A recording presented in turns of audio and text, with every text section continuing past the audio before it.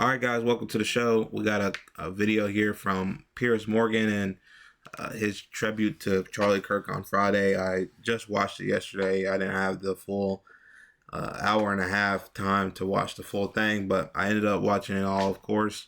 And, you know, as a person that you really used to watch Piers Morgan a lot, especially like last year during the campaign cycle of Harris and Trump, and I always thought that, Piers obviously had his right-leaning politics, of course, but it usually used to be like two Democrats, usually prominent Democrats that you're familiar with, of course, or people that represented the left, pretty fairly, and then he had his right wing people, whether that be whoever it was at that time, sometimes even Charlie Kirk himself. Uh, they had them on, and then it was like a 2v2, and then, Piers would moderate the whole thing basically. And, today, or, really this year, I just stopped, really gone away from watching, really his show, like, on a daily basis, of course, or just like even, just not even watching it that much, because like in this video, you'll see like 8 right wingers, and then and then a couple left wingers, literally like 2 left wingers, and one of them's not even from the United States. So it's like he's obviously trying to get this thing to where, and I know obviously Charlie Kirk was a right winger, but this is happening more and more often. I've seen with Piers Morgan before, or even this year, of he'll try to have you listen to 2 right wing voices back to back, and then you'll hear a bit of the left wing voice. But when you do hear the left wing voice, Piers Morgan, a right wing leaning person, I'd say now, chimes in, and then criticizes, and then kind of let him get the words out for the left wing person without being interrupted. Is never the case, but he gets interrupted. Piers interrupts, and then criticizes the left wing person's statement basically. And then you'll hear 2 or 3 right wingers in a row speak their hit piece on the left wing person on the panel, or just any left wing person in general. 2 or 3 in a row of your ears just hearing that, and then another left wing person will come on and say something, and then get interrupted again, and then that goes on for about an hour and a half. So that's just really not interesting to look forward or listen to. I'd rather just hear, 2v2 is fine. You can live with that, but when it's like 6v3, or you have just so many people from the other side, it's like I don't really want to hear it. You know what I mean? Or like, just keep it 1v1 or 2v2 that's fine, but it's just obvious what you're trying to do here. So we're gonna get into this video. It's gonna have a clip of Charlie first. He's speaking about something, and then Batya goes into it, and then the left winger for that's from the UK or whatever chimes in after. So we will get into that here. Certainly. But at the time, he talked very pertinently about actually the left, and in particular in relation to campus colleges. Let's take a look. The very same people who've been behaving in this way, effectively supporting a terror group, have gone out of their way to deplatform and shame and cancel anyone who, mainly on the right, it has to be, so on the conservative side, who've deviated from their worldview. So free speech to them seems a very complex issue. No, that's right. And look, I mean, we have to be disciplined in how we advocate for dialogue and free speech. And when I go to these college campuses, it's come very clear, and you see this now manifesting in some of the larger censorship regime that is taking over the West, that if a young student finds disagreement with a conservative or somebody on the right, they don't just find the ideas objectionable. Some, in fact, a majority by a recent Pew poll, want to use force to try to silence and stifle and even censor those differing ideas. Okay, 2 things there. First off, Piers Morgan said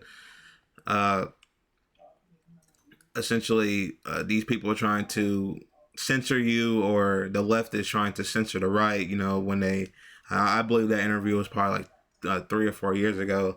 Of course, you know, right wingers would used to say that the left wing owns cancel culture or things of that nature. And as you see on Twitter now, you know, it's been everywhere. These right wingers have, you know, boasted that they've gotten, you know, thousands of people fired because of their Charlie Kirk opinions, or their opinions on his death, whatever they had to say about Charlie Kirk. Actually, some of them even created a website. I'm sure you've seen it. They said that they had like 100,000 names or something like that of people that criticized Charlie Kirk after his death. So who's really the people trying to do cancel culture? I mean, that's ridiculous. And it's obviously the right wing that's trying to do the cancel culture now. And you never seen the left wing create a website saying that here's 100,000 names and we're contacting employers and, and things of that nature. So that's obviously just disinformation and just a lie. And sorry, as far as Charlie Kirk, young student finds disagreement with a conservative or somebody on the right. They don't just find the ideas objectionable. Some, in fact, a majority by a recent Pew poll, want to use force to try to silence and stifle and even censor those different. So he says the right is the ones, the left are the ones that want to use violence. And, you know, and you'll hear in a second that these people, and, you know, Batya and whoever else, Vinny Oshana, will say that, you know, this, you know, they wanted to fit their narrative so bad that this guy was a left-wing shooter that killed Charlie Kirk. It wasn't. You know, it usually all points to the right wing. For this specific shooter, it doesn't, that we don't have anything to where it says he voted for one side or the other. But the right has been spreading this misinformation that his lover was a transgender. And off the bat, they said he was a transgender. You know, I've even seen some people say that he was black. You know, some type of narrative other than the right wing white male that killed this man, Charlie Kirk. And you know, I mean, I think that's just simply insane. And him saying that left wing people want to silence people over their political opinions, I think that's just wrong. And obviously Charlie Kirk himself, he said some things that, you know, just weren't political opinions. I don't think saying that black people were better off in the 1940s is a political opinion, and that's white supremacy.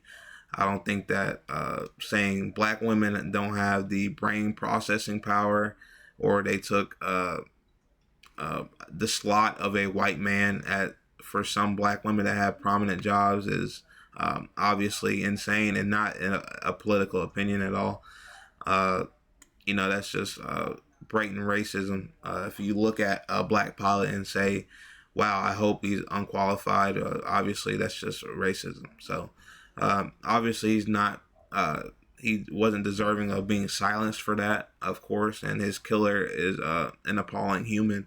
But you know, saying that, you know, Charlie Kirk, all these grotesque things that he said is just a simple political opinion is insane, to be honest with you. But let's keep going with the video here. I mean, how prescient, Batya, those comments seem now, because that's exactly what has happened here.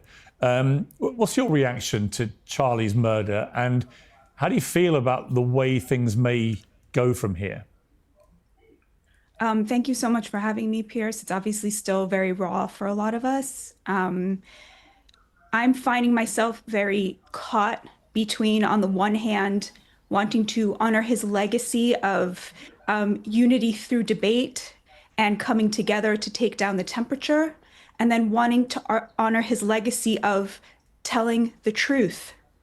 And the truth is, this is not a both sides issue. The killer killed him, according to police reports, because he found Charlie Kirk to be spreading hate.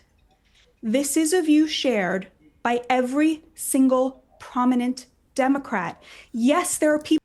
Not true. People like Nick Fuentes has said that Charlie Kirk is spreading misinformation and he's disingenuous. I'd say that that's pretty much spreading hate in terms of Israel. Like I remember Nick Fuentes saying that, he's spreading this misinformation about Israel, and he was saying that the Israel regime right now isn't starving kids in Gaza or whatnot, right?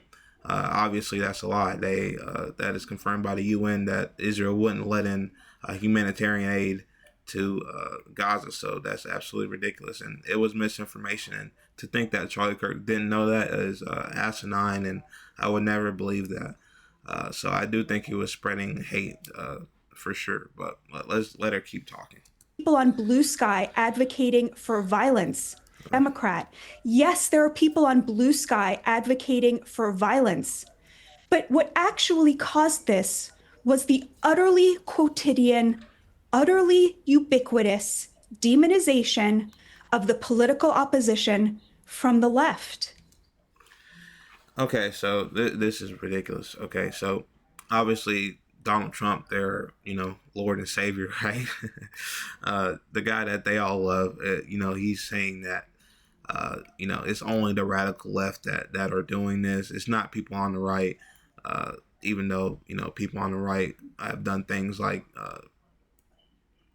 January 6th, where they tried to kill somebody like Mike Pence, and even a Trump supporter killed Melissa Hortman, and Minnesota lawmaker, right? So, just thinking that it's only coming from one side is just, again, asinine, and it's gonna, this rhetoric from Batya is just going to be not helpful at all. And I think a lot of people on the left have been saying that this just isn't going to help. This isn't going to help after January 6th. This isn't going to help after the people in Charlottesville that tried to holding up swastikas. Trump saying, it's a both sides issue. It's not going to help. Like that's not going to help. But it's obvious that they're not going to stop. So, I really am concerned about the future of America when, to be honest, the right just won't stop saying that it's only the left. There is nobody, no prominent Democrat that I've seen is just saying that, oh, it's only the right. And yes, it is. The majority of it is coming from the right, 100%. But to just say that it's only coming from the right is also just wrong. And, but I think it's just ridiculous. And Trump has even promoted violence too. He said we gotta, what exactly did he say? We said we gotta hit them or something like that, something crazy. He also promoted violence too. So I'll probably get that exact quote from what he said, but yeah, he's promoted violence. But of course, Batya is not saying anything about that. So let's keep it going. And it has just led to violence because they said the other side were Hitler and Nazis.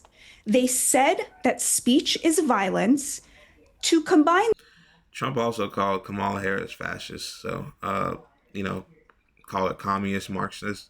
Who were communists and Marxists in history? People like Joseph Stalin, right? People we've gone to war with. So I'm sure I can't find a clip of Batya telling Donald Trump to tone down the rhetoric, right? But of course, the left must tone down the rhetoric, but not the right. those two things together is to sign the death warrant of prominent conservatives. And that is what we are seeing again and again. To combine those two things together is to sign the death warrant of prominent conservatives. And now she's saying that Democrats are signing the death warrant for prominent Republicans. That's ridiculous. Nobody on Democrats is a wide range of people. Like we've gone through 44.1 million or something like that registered Democrats in the country. Who are you referring to that has signed the death warrant for prominent Democrats or prominent Republicans like Charlie Kirk? That's absolutely ridiculous. And only the person that pulled the trigger is at fault. And obviously he's an idiot. So That's a bad statement from Batya, another divisive statement. And that is what we are seeing again and again and again.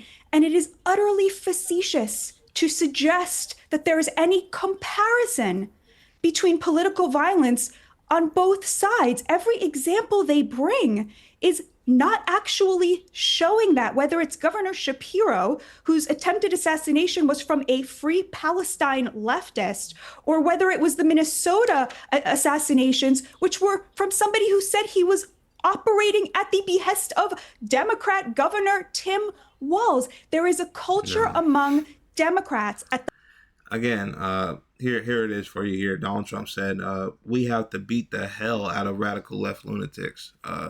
That's not promoting violence, Batya. We gotta, he said, what should we do about the country and we're political divides? He says, honestly, I couldn't care less. And he said, then he goes to blame the radical left again. So who's really the divisive people here? Who's at fault here? And again, I don't want to play the left right thing, but the right is forcing me to, because obviously they're more at fault. But I will also say that there's left-wing violence, but they won't say there's any right-wing violence. And she is trying to twist this thing to saying that the Minnesota governor dying and the shooter wasn't right-wing. I mean, that's absolutely crazy. And I forgot the guy's name in the middle. We'll break it down for you here in a second. So let's keep it rolling. The highest level to suggest that their political opposition are a danger, and that suggests that their lives are forfeit. And I want to come together. I do. I love what Shank said. It brought tears to my eyes. I had to reach for a tissue while you were playing Charlie's words. Absolutely but at the same time, we cannot unite with people who are lying to our faces about who we are, who will not take responsibility for the fact that they suggested that we are Nazis because of totally legitimate views that reflect the majority of Americans. So what I say is, let the left say we were wrong. It is. What about Trump calling Kamala Harris a fascist? Now they both did it. So why is it this partisan thing? What about when he called it a Marxist, communist? Joseph Stalin was a communist. I mean, these people were communists. These people were bad people. They're calling, the left people like, they've been calling even Obama for the longest time a communist, right? This is a danger to the country. Communism is a danger to the country. We fought communists before. But where's the hate for them? It's absolutely nowhere, of course. Legitimate to vote for Donald Trump. It is legitimate to be pro-life. It is legitimate to believe that there are only two genders. And we were wrong to suggest that that was not the case. We were wrong to say that that is hateful. When they say that, I am waiting with open arms to take down the temperature. Lewis Goodall, you are on the left. And the one thing that's really struck me about this, I don't dispute for a moment that there are people on the far right that commit a lot of acts of violence and can be equally hateful. That's my personal view. But I have been truly shocked, genuinely truly shocked, by the sheer enormity of brazen, dehumanized calls on social media from people on the woke left, the sort of far left, which has been calling themselves progressive, but in my view are the opposite. But how they've reacted to Charlie Kirk's death, we've got a little mashup of some of it. Ding dong, the witch is dead. We think that Charlie Kirk just got shot in the neck. Hey, ooh, ah, ooh. I would say pour one out for Kirky boy, but I don't waste good beer on little bitches. Charlie Kirk just got put down like a fucking dog in Utah, and I could not be happier. I will not ever feel bad when bad people get what the fuck they deserve. Fucking stoked right now. I love how they act like this is the majority of people, I could show you people that are close to Donald Trump making fun of George Floyd, and Piers Morgan didn't make a show on that, He's just like, oh, Trump's going to be Trump. Just focus on what he does, not what he says. But But this guy will pull a ton of TikTok videos on the left celebrating Kirk's murder, which is always wrong. But it's just this partisan thing that it's just blatantly obvious that he doesn't care about any right-wing violence or anything the right says. It's only the left, and the left should only be held accountable for what they say, not the right. You wanna know why I'm so fucking stoked? Fucking yeah! CK got AK'd. And he's gone. He did say that gun deaths were an acceptable side effect of gun rights. He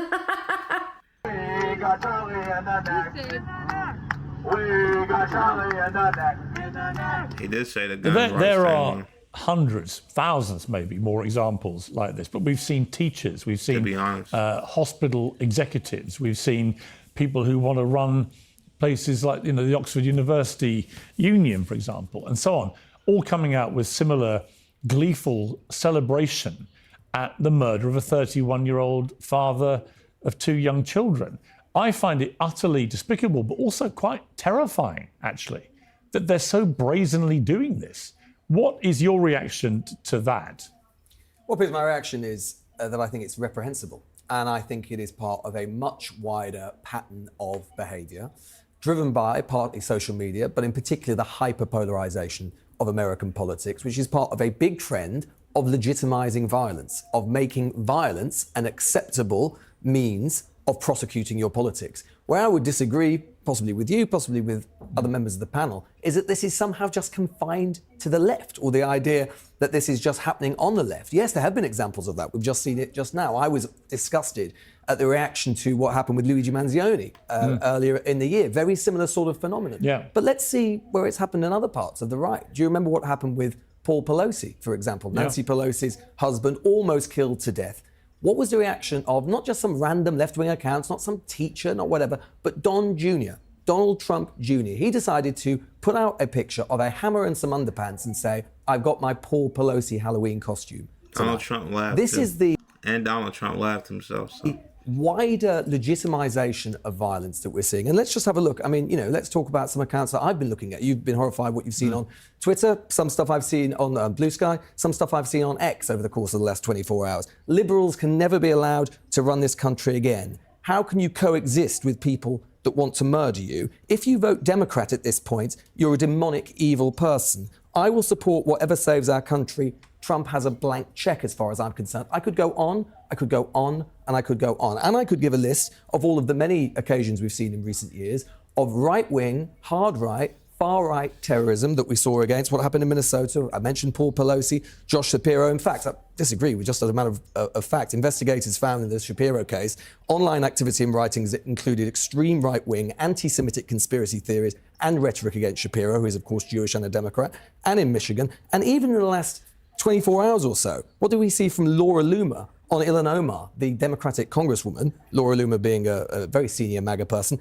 At the end of the day, everyone needs to realise that Ilhan Omar is a bloodthirsty Muslim terrorist sympathiser who has no place in our country. Her presence in Congress is a national security threat, and she's an enemy from within. So please, the idea that there is some sort of asymmetry on this, the fact of the matter is, America, and indeed the UK as well, we've got into a really negative cycle here, where basically the temperature goes up, and it goes up, and it goes up. And then sometimes some of the people who are responsible for that turn around and go, God, I can't believe it's so hot in here. Everyone needs to pull back from the brink. Social media needs to actually be reformed and needs to be changed. Elon Musk has been pretty responsible for some of this stuff that we've seen as well. So let's not pretend. If we pretend that this is just a problem of the left or of liberalism or of wokeism or whatever you want to say, this problem is not going to be any better or get any better. Let's use this as a moment for all of us to look within ourselves and decide to be better. Okay, we've been... There you go. I think Vinny speaks out to that, and he broke it down very well there.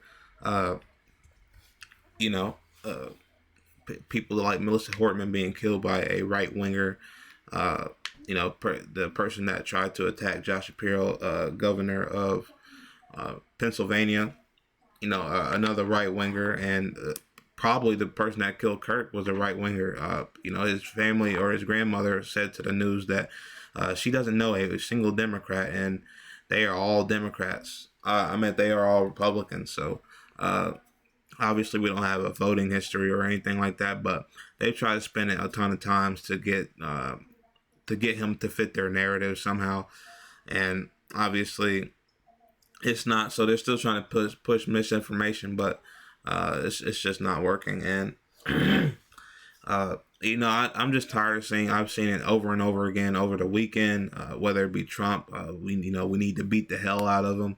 Talking about the left. Nancy May saying the Democrats own the killing of Charlie Kirk, and then when she was asked about the killing of Melissa Hortman, she says, "We're not talking about her right now. We're just talking about Kirk." Obviously, hypocrisy, and it's just a ton of hypocrisy, man. And this is how the right, spreads their information, just out of misinformation and hypocrisy.